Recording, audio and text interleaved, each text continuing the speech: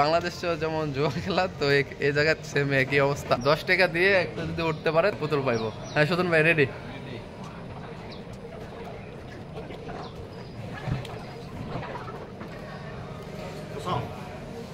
ও zero zero উঠছে zero. ও মাই god,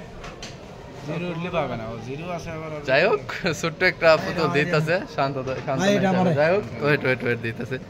যাই হোক শান্তনা হিসাবে ছোট্ট একটা পুতুল দিল। ব্যাপার হইতেছে 10 রিঙ্গিত দিয়া এই যে এই ধরনের খেলাগুলা যায় খেলবেন, খেললে মজা পাইবেন। তো এগুলো হইতেছে আসলে বাংলাদেশে যেমন জুয়া খেলা তো এই জায়গায় সেম একই অবস্থা। তো যারা টুরিস্টে ঘুরতে ঘুরতে আসবেন তাদের উদ্দেশ্যে বলতেছি খেলতে পারেন আপনারা। যদি মালয়েশিয়ায় যারা থাকেন প্রবাসী তারা আইসা খেলার দরকার না, আইসা দেখবেন।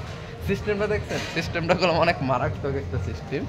এটা করলাম ঘুরতেছে, অনেক লোক ঠকানোর সিস্টেম। এটা ঘুরতেছে, এই ঘোরার ভিতর থেকে আপনি একটা উড়াইতে হবে, সেটার ভিতর ম্যাক্সিমামের ভিতরেই জিরো থাকার সম্ভাবনা বেশি। তো যদি জিরো থাকে তাহলে ছোট্ট একটা পুতুল পাইবেন, আর জিরো না থাকলে সেটা আর কি পাইতে পারেন। তো যাই হোক আমরা এখন ফান্সের ভিতরে ঢুকে আছি। ফান্সের যে দৃশ্যটা সেটা আমরা উপভোগ করতেছি। তো ওকে, সব ভালো থাকবেন, সুস্থ থাকবেন, দেখা হবে ভিডিও। 10 টাকা গেছে, 10 টাকার পুতুল পাইছি। তো আরেকটা খেলা সামনে, এই যে এটা কি খেলা?